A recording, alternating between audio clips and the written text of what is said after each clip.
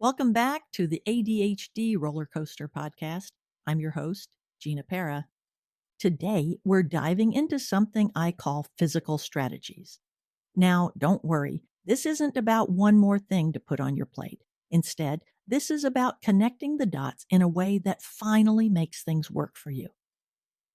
Let's start with a reminder. ADHD is a physical condition. It affects not just focus and attention, but also a wide range of physiological functions. That includes sleep, appetite, coordination, digestion, energy levels, mood, and more. So why is it that treatment still typically focuses only on cognitive symptoms in a sort of top-down way? If you feel like something is missing in your treatment strategies, you're not alone. Over and over again, I hear the same story. Someone is diagnosed, maybe starts medication, maybe sees a therapist or a coach, but still struggles with exhaustion, poor sleep, poor appetite regulation, or inconsistent follow-through. The hard truth is there's nothing simple about ADHD. It is a highly complex, multi-pronged, and variable syndrome, and it affects individuals, not clones. Most care providers, and sometimes even those who claim specialty, don't know how to connect those dots. That means that the patient is left wondering why things still feel so hard. Let me be clear. You're not asking for too much when you expect your efforts to pay off, to enjoy more restful and restorative sleep, to function more easily with less wasted effort. But the truth is, even well-meaning therapists and physicians often don't see the full picture, especially when it comes to sleep, nutrition, exercise, and other physical factors that interact with ADHD. These gaps in knowledge are not always the physician's fault. Protocols for treating ADHD historically have been fragmented across disciplines. This is even more fragmented when the primary condition appears to be, for example, obesity or insomnia or restless leg syndrome, sleep apnea, or any number of conditions that are immediately more familiar and recognizable to doctors and specialists, but quite often associated with poorly managed ADHD. That's why these adults can spend years struggling and never get the help they truly need. What do I mean by physical strategies? Let's break it down. ADHD affects your brain, and your brain is part of your body. So it makes sense that addressing your physical well-being is key to managing ADHD. That means 1. Optimizing medication. Getting the right dose of the medication that works best for you at the right time for the right duration.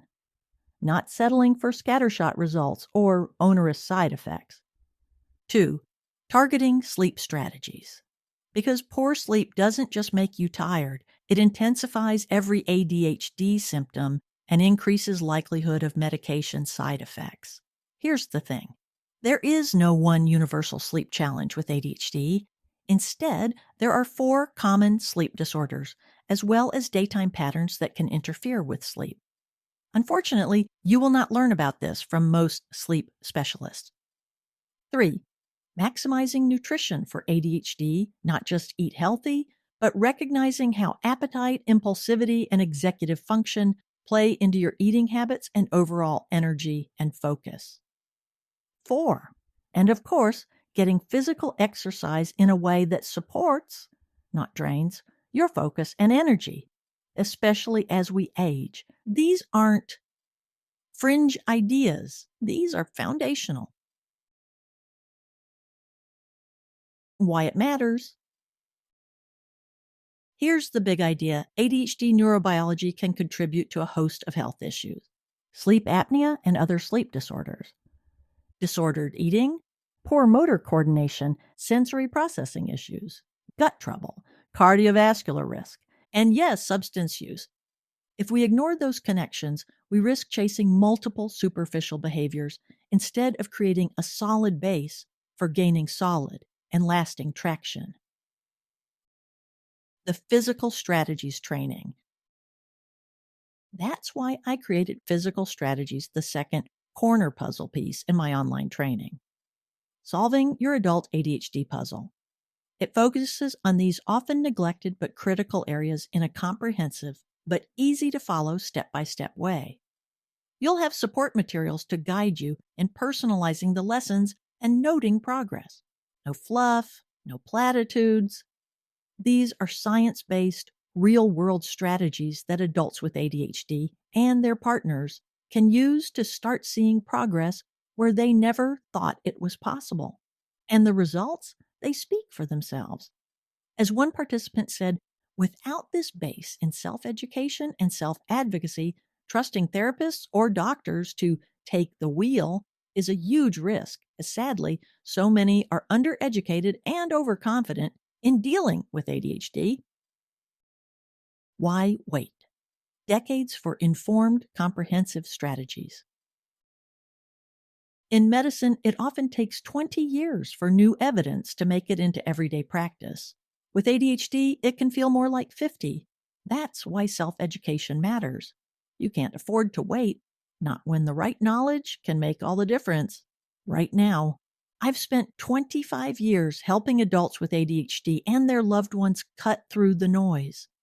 And I can tell you, when people finally connect the dots and get a plan that works, it changes everything. They feel empowered and optimistic. They get traction that they can continue to build upon bit by bit. Trust, but verify.